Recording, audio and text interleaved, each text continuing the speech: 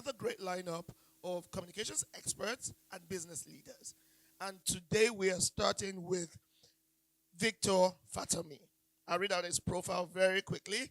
Victor Fatanmi is a brand consultant, he's a leader and identity campaigner.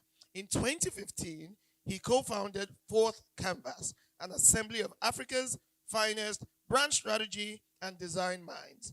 He is committed to living out his voice while helping other people and businesses find theirs. Isn't that all we're talking about here?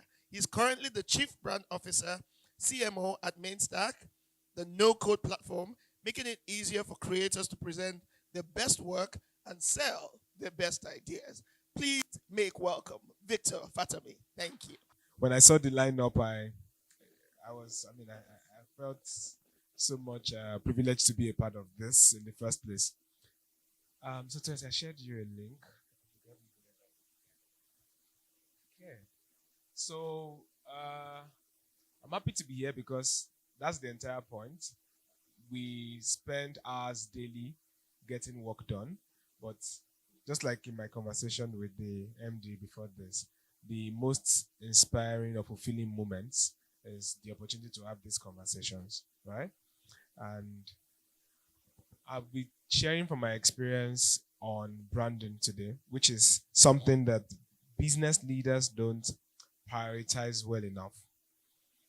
When we think about brand, it comes to mind as an afterthought, something that, okay, let's get business done. Business is the main thing.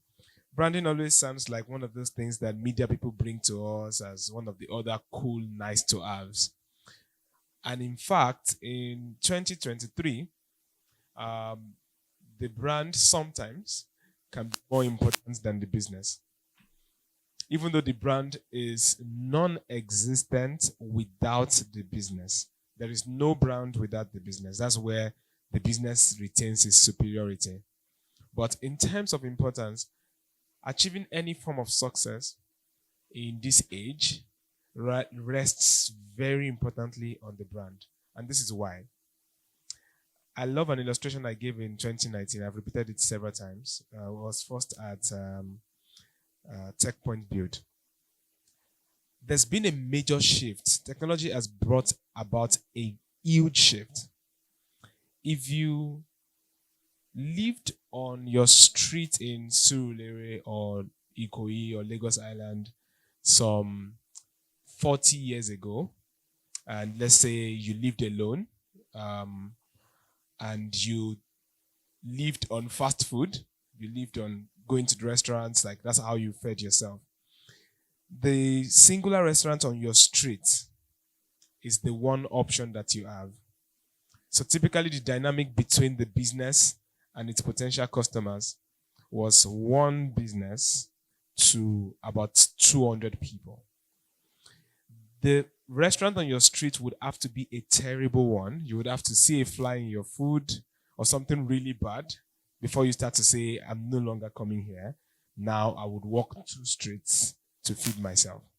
But typically, it was one business, it was several people competing sort of for the attention of one business. You could get to that one same restaurant and it's in fact filled up today. That's why typically you would find memes or stories or songs around Amala spots where people will go with their suits, MDs, and would go with their in the afternoon and go and queue to get Amala because, well, this is the good option that I have right here. Now it's a complete turn on its head today, in the sense that you have several businesses competing for the attention of one person seated on their phone, on their couch, in their room. It's one individual, which is like me or you, and there's about 100 places that you could be ordering your meal from this afternoon. It's the huge shift of the internet. So before there was geographical limits. People on these streets adopted this one business. But now, several businesses are competing for one individual because businesses anywhere can serve individuals anywhere. It's the rise of Instagram, people who sell on Instagram. It's the rise of e-commerce sites. It's the rise of businesses built off the back of a Twitter handle, no websites in the first place, right? We need to move our mentality when we think about MBA or conversations that prepare us for business, or when we're talking about some really wise business advice. In this time and age, our business wisdom needs to move beyond this place. This is where we have stayed for several years. Everybody talks about solving problems. Everybody talks about running efficient businesses. Everybody talks about delivering on what you said you are going to deliver on. Everybody talks about processes and systems that ensure that you are running properly as a business. That remains critical, but it's just step one, because you're competing with many businesses who, thanks to technology tools to automate their systems, as well as the growth in the quality of talent that everybody now has access to, delivering what you promise is no longer a unique selling point. Or running an efficient business, I would say, just qualifies you to exist in the first place.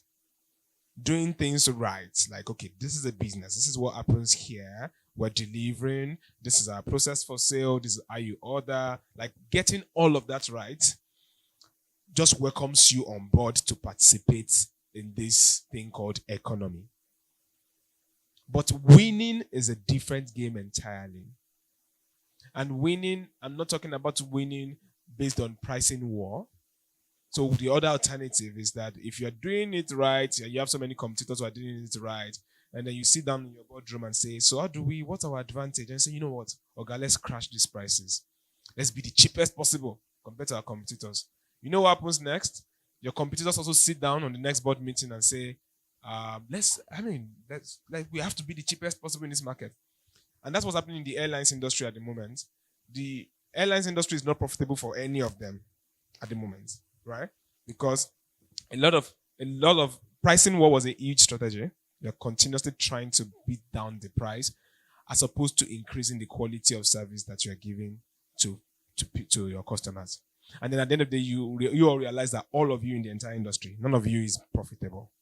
You're just breaking even. And that's because everybody just focuses on delivering good business. We need to evolve from good business to great brands. But this is not a comparison. It's not that great brands is more important than the basics of good business. This is a no-brainer in that sense. You are building this upon the fact that you are delivering this. So there's no great branding if you are not delivering on good business. So it's not a comparing that, branding is more important than business excellence. That's not the point. But it's like, this is not enough. Good businesses solve problems. Great brands give people a reason to care. You can be solving problems and we're like, okay. Especially because, you are not even the only one that is solving the problem. And depending on how well you tell your story, 3 of us can be doing the same thing, and everybody's talking about me. Everybody's saying, no, there's just something about them.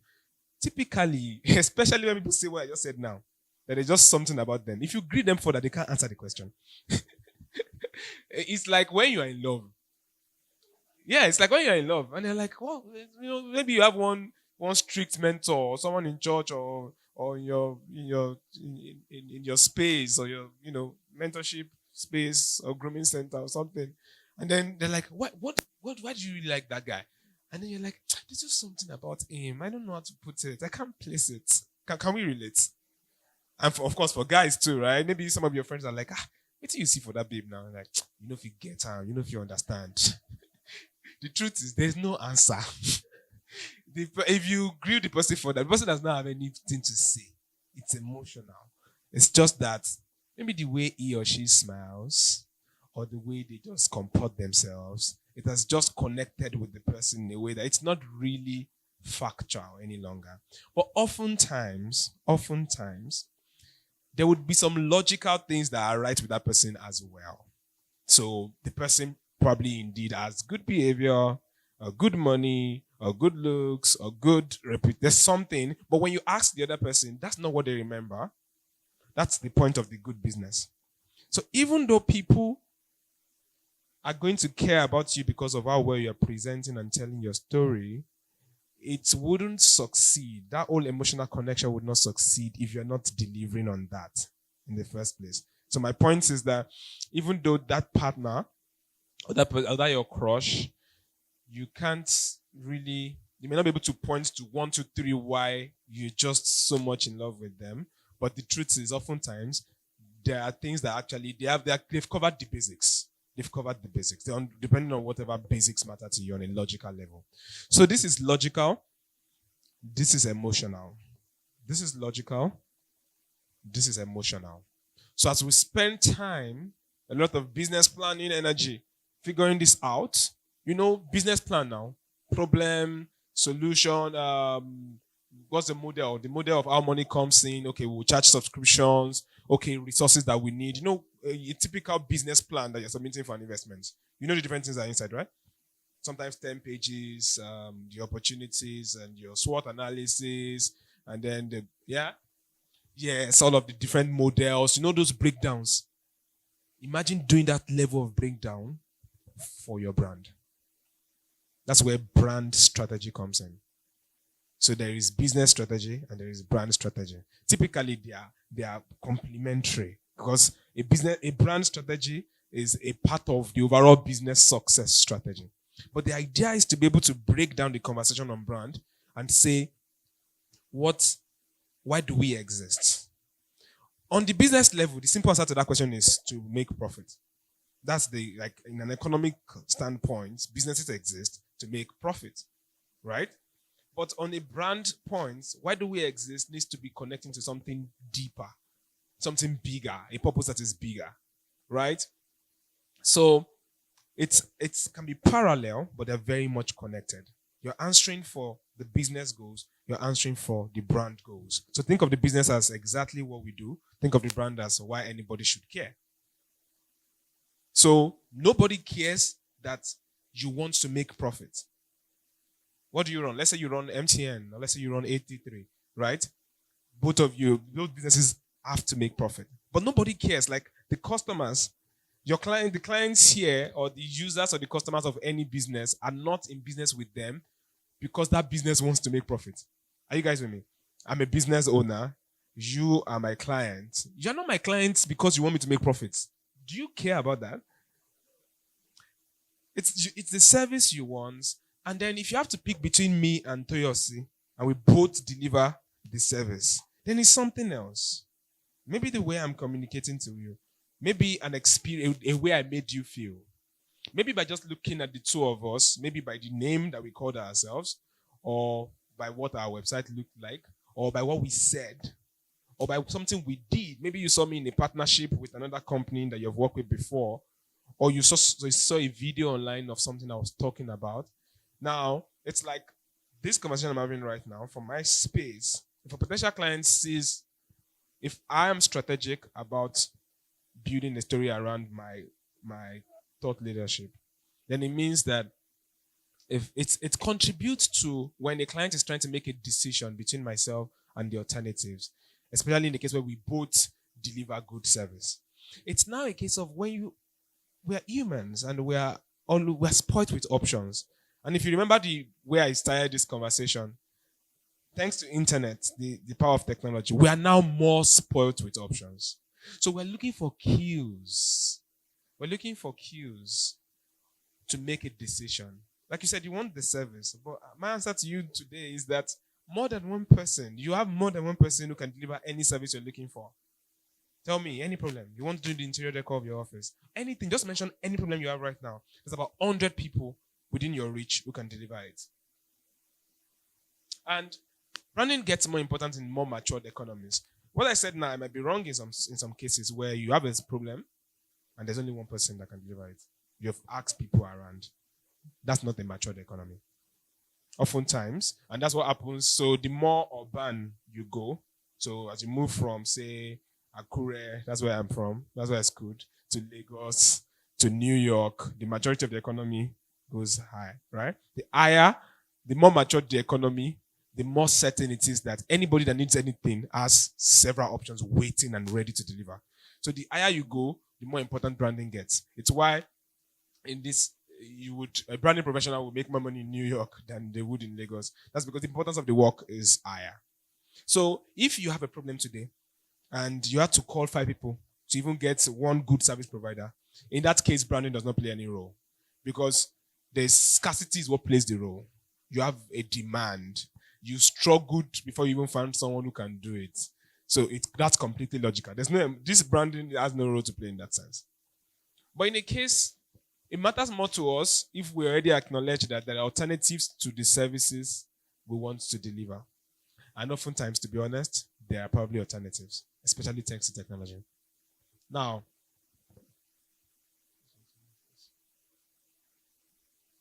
the title of this conversation says brand identity, but it was important to begin from the brand because the identity is basically what brings the brand to mind. The brand identity, right, is just the word for everything that brings the brand to mind. It's why I need to spend time explaining the brand. A quick summary, a good way to tie up the conversation. In physics, there is the image and the object. There's the image and the object. This is an image. This is an object, rather. This is an object. It has a specific dimension. Let me hold it up. If you take a picture of this phone from your perspective, and you do from your perspective, the dimension of this phone changes. It's going to look smaller from where you are. It's going to look closer, but it's going to look more straight from your view. From your view, to look slanted, right? It's like the 6 and 9 situation. If you write 6 on the floor, depending on where I'm standing, it might look 6, it might look 9. What you take, the object is always constant. This phone is always this phone with a perfect dimension. It never changes, it's a constant. But the image is always different. The image for you is different. The image for her is different. The image for Toyosi is way different. Guys, what I'm holding is the business. What I'm holding, this phone, is the business. The brand is whatever you are seeing from where you are.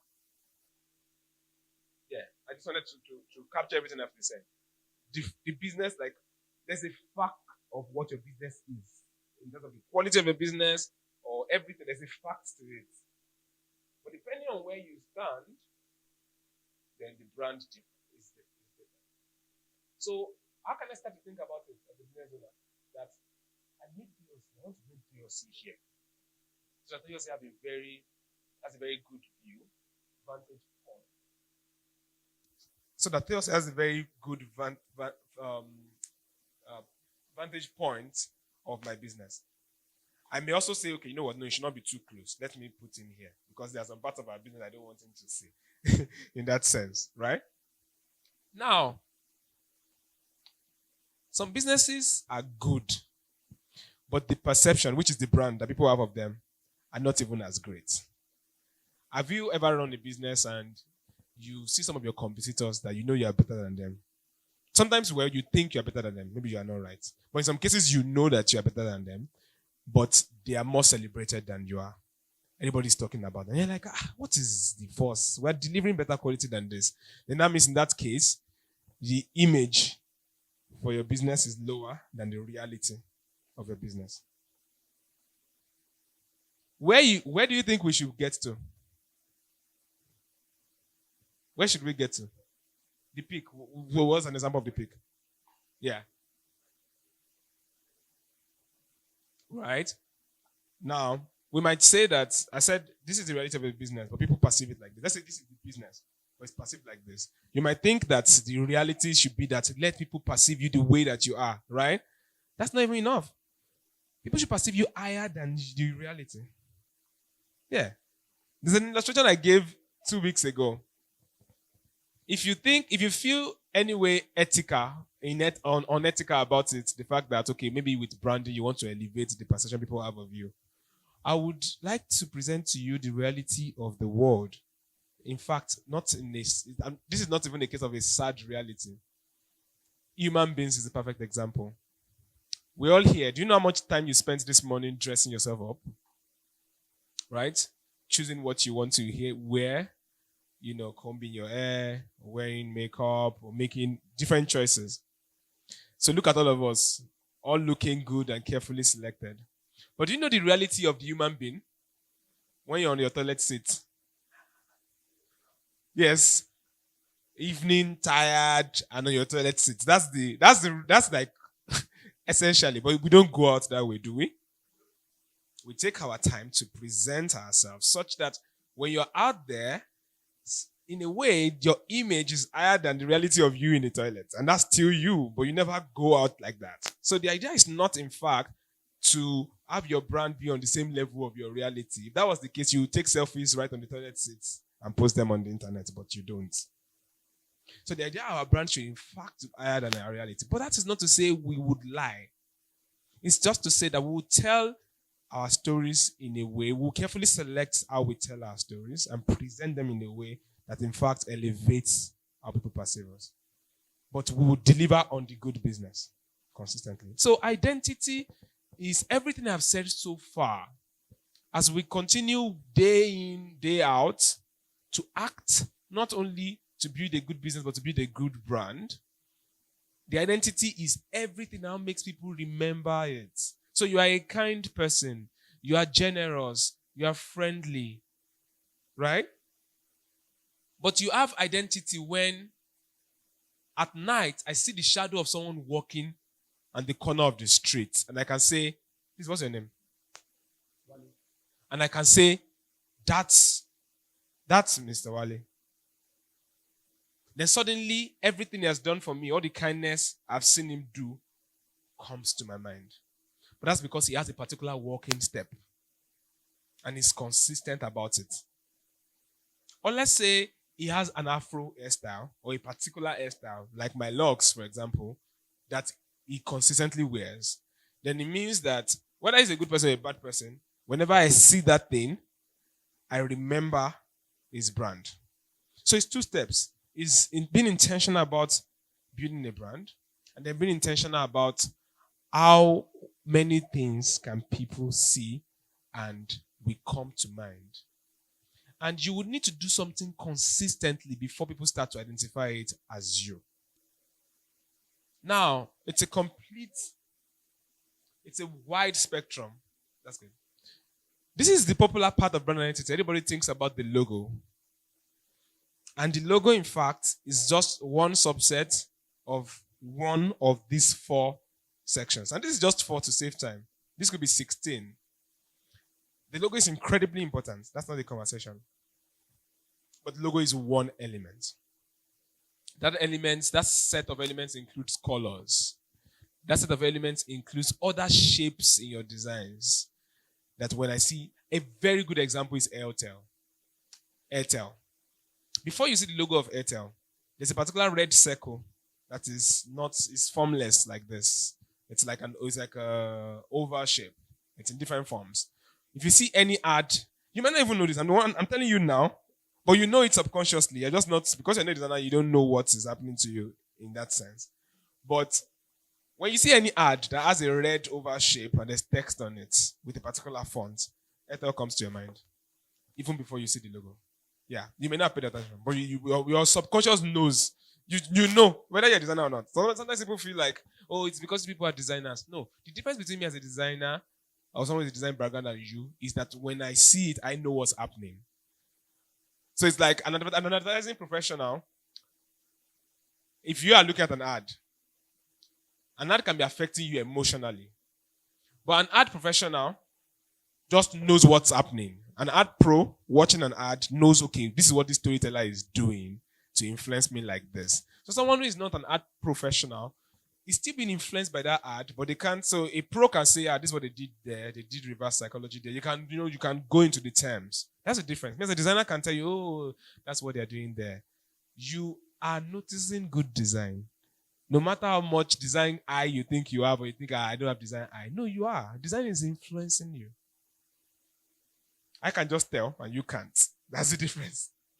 Now, but it's a lot of like, so when you see brands draw up visual guidelines and it's a lot of pages and it's a lot of like detail, like use this fonts like this, never combine this like this, never use this type of shapes, all of that effort. And it takes months to even create and think about all those things. It's because they want to ensure that over the years, all your presentations, your pitch decks, your social media ads, your prints, everything you're doing, your office, creations in your office and everything, they want to ensure that it's following a particular style that is now establishing a pattern in the minds of people. And it's never about use this one same thing exactly like this. It can be a system of, okay, you can use this or this or this. So sometimes people run away from brand guidelines and say, because they feel they can be monotonous. No. A brand guideline can be diversified. You can also say, these are the pillars we should build upon. So, okay, explore, but whatever you do, it's like me now. Let's say I want to pick identity for my style. And I say, I always wear a red trouser. Or I can wear any top on it. So I've created diversity, but there's something I have fixed. It's like an axis. Like something is fixed. So, in your brand identity, there needs to be some thought to this is how we want to look like. In fact, companies go as far as saying our photography, this is an edit style. That's our photography. You can't just pick any filter on Instagram and use it. Right? But again, it's about you choosing. Your brand might say, you know what, with photography, no, we are free. Express yourself. But typography, nobody must use a font that is not this font for a material of this company. So it's conversations like that because it's patterns. Human behaviors. Think about your uncles or your aunts or think about 5 family members right now. You won't think so much if I ask you for you to say, oh no, that auntie, this is how she is. She's always wearing wrapper up and down. The other person you say, that one is wristwatch. Every other thing on his body, you never pay attention to it. But his wristwatch, you can die about it. This one is about shoes. Like I won't ask you for long, that's because over years a pattern has been established. Oftentimes your patterns might even be wrong. But they might do something 60% of the time, and if I ask you, you say that's what they do all the time. It's like human conflicts. When you're fighting with someone, say, but you man shiny all the time. Oftentimes that's never factual. But the person has just done it exactly severely enough that it becomes their entirety in your mind. So with brand identity, we're just trying to sow seeds of consistency in what we look like visually, in what we sound like verbally. So for some companies, it's a particular type of words. There's a particular word they always use. For some companies, it's a particular emotion. There's a particular style to speak. Coca-Cola will always tell you things around friendship. Would always tell you about open happiness. We always talk about share moments. Right? These things were carefully crafted to say this is the emotions we are always evoking. For some companies, this is the kind of words we're always using. Something Apple does a lot. Apple uses superlatives a whole lot. So you will hear things like, this is the most incredible innovation our engineers have ever come up with. Mobile technology will never remain the same. Right? There's the kind of superlatives in which they speak. Nike will always come from inspiring the human, limitless possibilities of the human nature. That you can do it. Yes, you can. Just do it. It doesn't matter if you win or not. Giving your best. Like Nike is not about the gold medalist. It's about the guy who is fighting hard, on and on. Now, sometimes your story might even be similar. Your competitors might be copying you. Like Adidas sounds very close to Nike. Nike says just do it. Adidas says impossible is nothing. Right? Still all trying to achieve the same goal, but I'm giving an example as Nike now, not Adidas, because Nike committed more to telling that story. So it's like, even if you're telling the same story with your competitor, then you outtell it so that you own it. Let me give an example. Me and him were competitors. I'll keep using clothing as an example. Even though I'm not pressured, you don't have to wear the same thing all the time. Right? But I'm just, for businesses, it's easier for a business to wear the same color all the time. And also, human example is clothing, right? If we're competitors and I pick blue, I want to wear blue all the time. And somehow, this my competitor also says blue is what he wants to wear. You know what I have to do to really own that blue? Even my shoes will be blue. Even my shoes will be blue. Even my car will be blue. I can go and change the inner seats color to blue as well. If I'm handling flyers or I'm giving people gifts, it will be blue. I will be so blue that this man will give up on his blue, or he will have to go and rebrand. So sometimes you're finding a unique, as you're choosing, making your choices here, sometimes you're successfully finding something unique. But sometimes pick the one that feels more comfortable for you and then outdo anybody else who is doing it. MTN is not the only brand that is yellow. But when you think of yellow, you think about them. So it's effort, though, a lot of effort. It's something that's what they pay companies like mine for, right? And it takes months. But even without the resources, you can start to think about it. Even as small businesses, right? You can start to think about it. If you hire a designer, a freelancer, you can start to use these conversations that I'm trying to sow, seeds I'm trying to sow in your mind. You can start to use it to have conversations with the designer you're hiring. To say, so what's our style? Right? You must be able to, if you're hiring a designer, you must be able to tell them, this is what we stand for. You need to write a brief. A brief is something you can do in just one page to say, this is who we are. This is what we believe in. This is how we're trying to present ourselves. If I was a human, if we were a human, this is the kind of human we would be. This is the emotion we're trying to. These things matter. We need to think about our brands like humans, because at the end of the day, we need to evoke a particular kind of emotion. So I would need hours to break this down one by one, so I wouldn't. But there are visual components to identity. There are verbal components to it. There are sonic. This is sounds. Yes.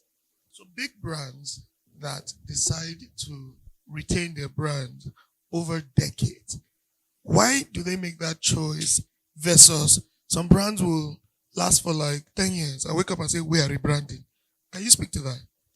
The people who rebrand, oftentimes, it's that, yes, we have been consistent, but it now feels worn out. We no longer feel fresh. People are now regarding us as an old brand. And sometimes it's always because while they stayed consistent, they did not continuously find ways to excite people about that same brand. So there's a brand identity. But in terms of like their actions and reputations, a lot of things have fallen down gradually over the time. That with the rebrand, they use it to spike up people's interest and emotions, but revitalize it. So it's like I've been here in this company. Let's say we're a company of 200 people.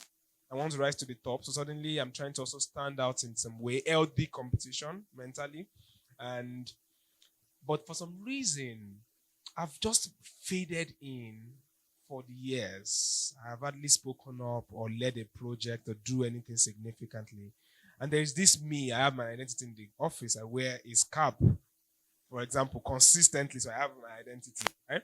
Then I sit down and say, I'm going to do something differently moving forward in 2023. I'm going to be more vocal at the office. I'm going to be more proactive. I want to bring my voice, right? And so that means I have new things I want to change, Abby. But guess what can also make people notice that new thing I want to change?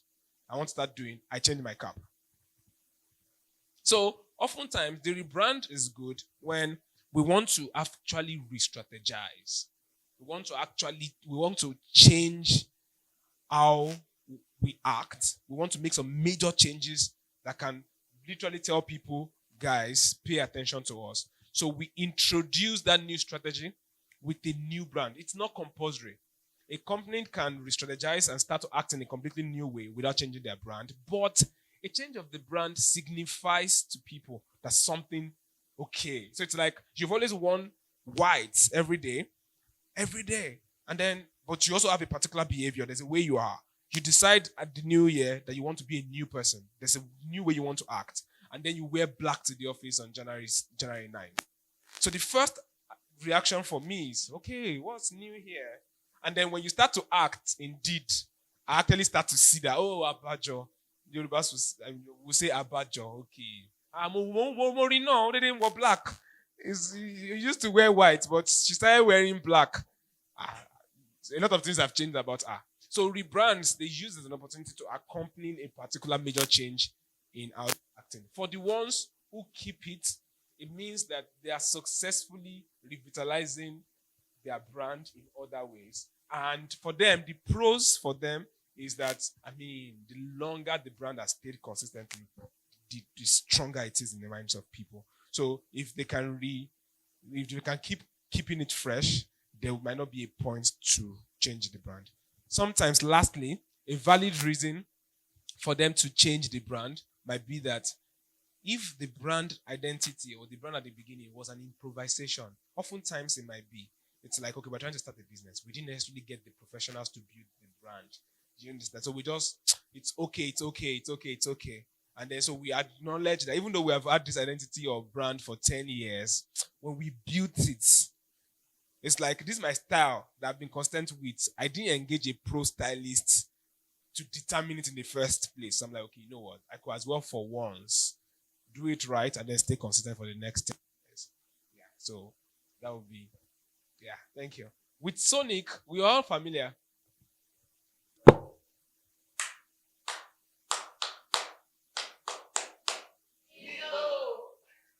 That talk is done. That's done. That's the entire point of Sonic identity.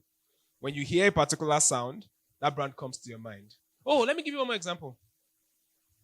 Dun, dun, dun, dun, dun, dun, dun, dun.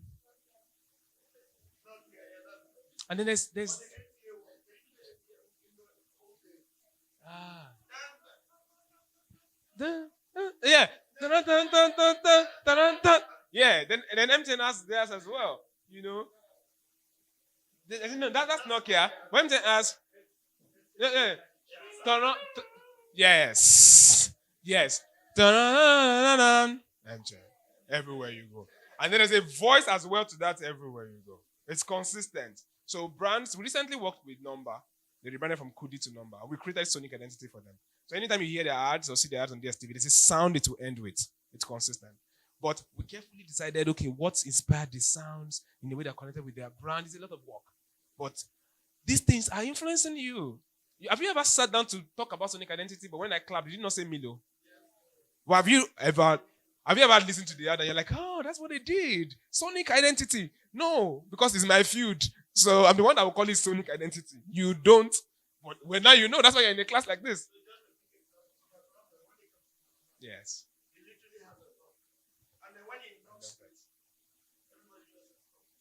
Ah. And sometimes it might not be conscious. It's just constantly done it in a particular way. It might not be conscious, but I can relate. Ah, I can relate. That's Sonic identity. So approach captures, there's a kind of way some companies respond to certain situations. Some companies jump on trends. That's how they act. Some companies respond formally. Some companies respond excitedly. Some companies sponsor this kind of events. When I was at Tech Point to talk about branding, Union Bank had just finished their rebrand. They represented themselves. They wanted to stop looking more old and look more modern. And I said something on stage. And then Union Bank was a sponsor of that Tech Point event. So I said it on stage that the fact that this bank is sponsoring this youth tech event is indeed a signifier that they have truly rebranded. Because prior to this, you would not bring this brand together in your head with this kind of events.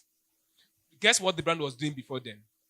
President Buhari released the statement of account, and it was from the bank, and the bank was proud about it online that even the president uses us, and the people were like, "Oh, of course, now people are grandfathers, people are grandfathers banks." That was the brand association. But the moment they rebranded and said we wanted to appeal more to younger ones, it indeed made sense. They decided to sponsor events like that. That's approach. Now, approach is wide. Approach This even reaches internal policies, external policies, who you partner with. Again, those have to be informed by your brand. So all of these things come to visual comes to life in ads. Sonic comes to life in ads. Your interface of your product or your website connected carefully to your brand. Your letters, the words you use. Before I just move on, I would like to emphasize this. One of the greatest weapons of branding, guys, is not even visual design. I mean, I started as a visual designer.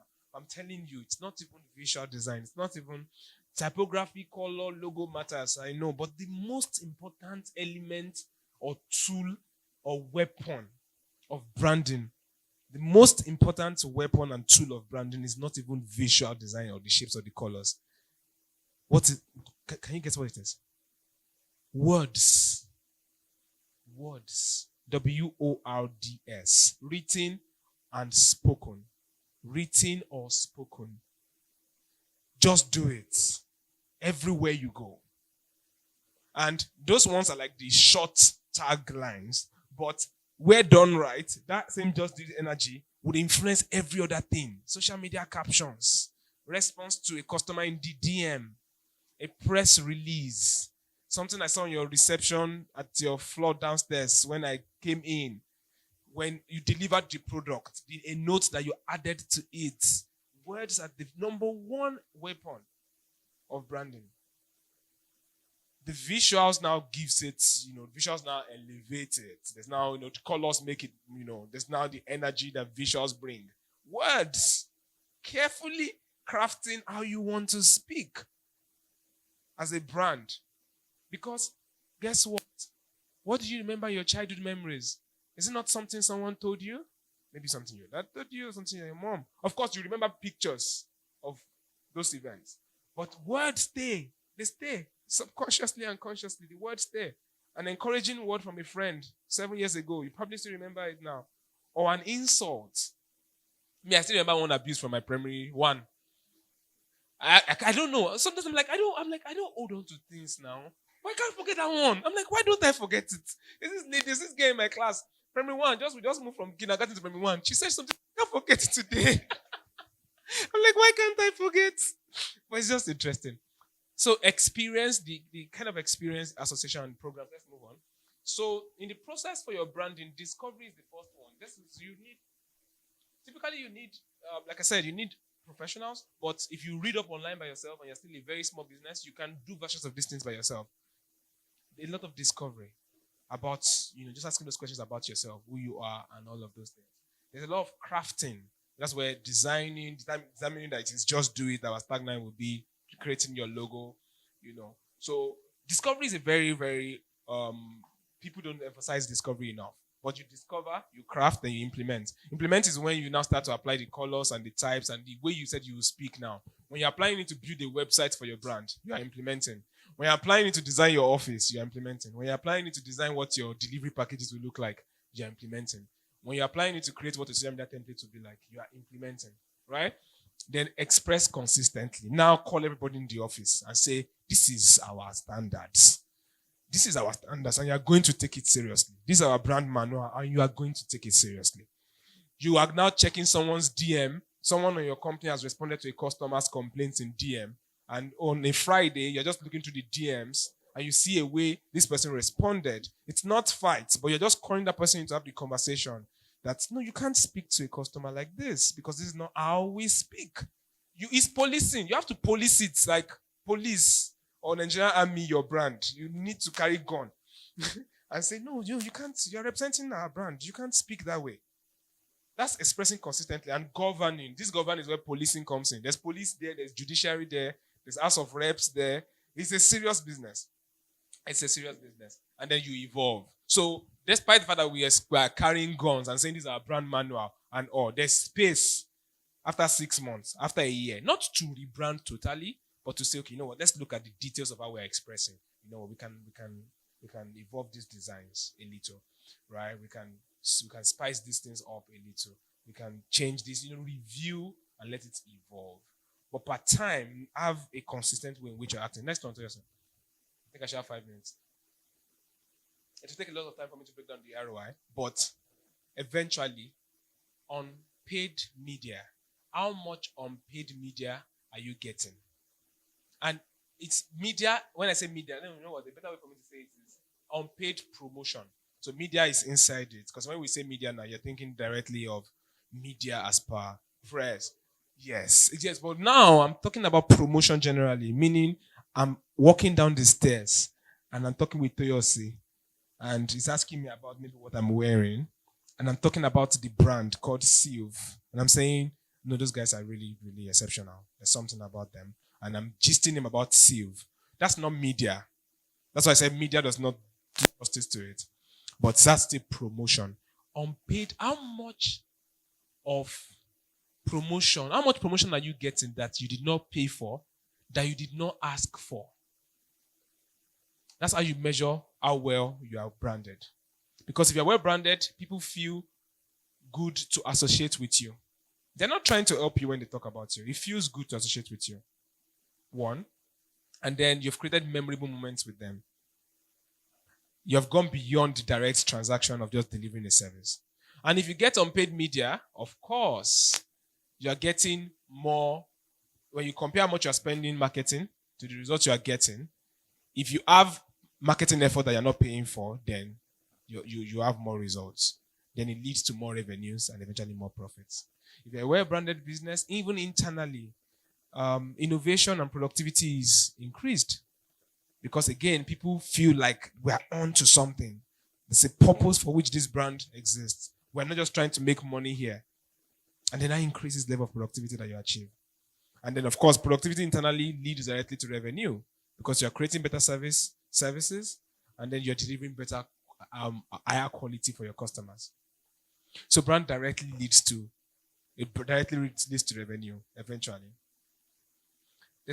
Implementing, there's a lot of resources involved, money and time, people, external and internal. Even if you work with agency or consultants to define the brand, it is still your people internally that would carry it on. So the quality of people internally, okay, who is responsible for the brand? These are questions that are very important. If you want to be as the head of the business, then you need to know you have a JD, an extra JD called brand, right? You're not just CEO, you are CBO. It's called Chief Brand Officer. It's a new term now. You can know or think that you have built a brand and you're doing well, but you must ask the people that you built the brand for. You must continuously ask them, what are the opinions that you hold of us? What do you guys think about our brand? That's a question you must continue to ask. Finally, did I still stay within 15 minutes? Okay, good. Because now I can say finally. When you hear finally, you're happy, right? From a time management point of view. Recommended reading. I would recommend Building Better Brands by Scott Lehman. I would recommend it for everyone. And it's not a big book. It's not. It's a small book with practical steps on every single page. I cannot fully teach this talk. This talk I'm supposed to teach you, I can't fully do it in this time that I have. So the recommended for that reading I'll give you is one of the most important books I have read, Building Better Brands by Scott Lehman. You can get a digital version online, but if you want a copy, it's I think around 30K, and you can order for it and you would have it delivered to you. And it's an amazing book. Brand Gap is a shorter book. You can read Brand Gap in traffic, right? Yeah, you can read it in traffic. If you search for brand, it will be easier for you to get Brand Gap is more popular than Building Better Brands, but Building Better Brands is more detailed in terms of the breakdown. But this is a good place to start. Then finally, you should check Fourth Canvas blog. It's just fourthcanvas.co. And then you can see our thoughts. And then we write some articles that you can find useful. Finally, I would just say, okay, now I've said finally twice now. So finally, I would say that in this age, people are bombarded with options. Technology has exposed, or we have information overload from YouTube to Instagram to adverts targeting us. We have more unsolicited opinions than we can ever need. And this is the reality of the people we are selling to. So more important now than ever, we must continue to pay attention not only to the quality of the business, but also to the depth of the brands that we are building. And this will take a lot of intentional effort. I hope I'll be able to share something with you. Thank you. Sorry, on the topic of rebranding, what's the best way to get people to know that we have rebranded and we're bringing more work to you, we're bringing more things to you, we're bringing more quality and standard to you? I will start by the example you gave. We have rebranded. There's the message of we have rebranded. There is now getting people to know about it, which is your main question.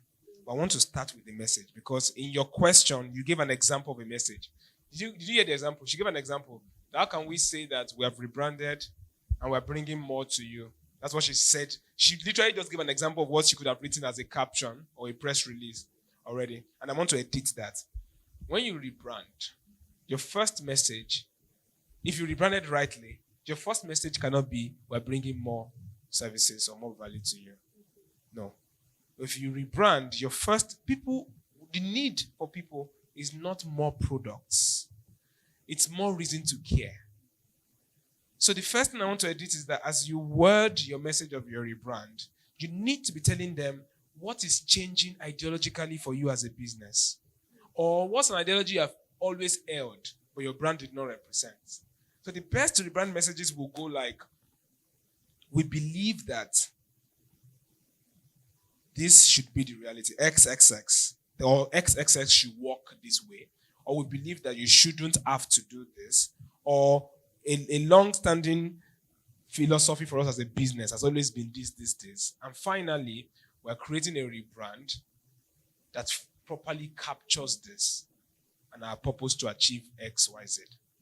Or you are saying, oh, as a business, we have served in this industry for the past whatever, and we have had time to rethink about our place in the grand scheme of things or in the grand scheme of serving you.